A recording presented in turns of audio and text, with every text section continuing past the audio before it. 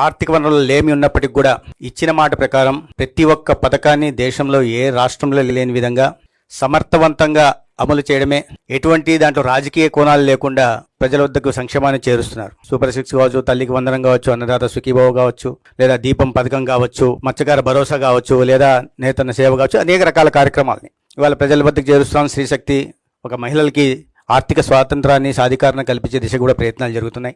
ఇదే సమయంలో అభివృద్ధిని కూడా ఇవాళ పరుగులు పెట్టిస్తున్న వైనం కూడా మనం చూస్తున్నాం.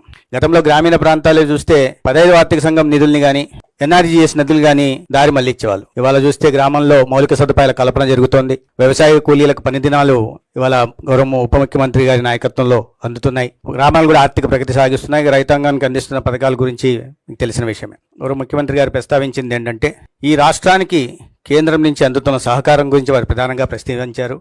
అమరావతిలో ఒక అద్భుత రాజధాని నిర్మాణం గురించి కానీ, లేదా పోలవరం గురించి కానీ, లేదా రైల్వే జోను, అదేవిధంగా బల్క్ డ్రగ్ పార్కు, ప్రధానంగా ఈ గ్రీన్ హైడ్రోజన్ కారణంగా గతంలో విశాఖపట్నంకి వచ్చినప్పుడు ఒకటే రోజు 2,10,000 కోట్ల వివిధ అభివృద్ధి కార్యక్రమాలకి, రాజధాని ప్రాంతంలో 56,000 కోట్ల వివిధ అభివృద్ధి కార్యక్రమాలకి, ఇటీవల రాయలసీమ ప్రాంతానికి వచ్చినప్పుడు 13,500 కోట్లు వివిధ అభివృద్ధి కార్యక్రమాలకి, ఇంత పెద్ద ఎత్తున దాదాపు 3 లక్షల కోట్ల పెట్టుబడుల్ని ఇవాళ మౌలిక సదుపాయాల కల్పన తద్వారా సంపదను సృష్టించాలని తీసుకొచ్చిన కారణంగా ఇవాళ మన ఉత్పత్తి కూడా, గ్రోత్ రేటు కూడా 11% దాటింది. కానీ లక్ష్యం 15%గా పెట్టుకున్నాం. లక్ష్యం దిశగా సాగుతున్నాం.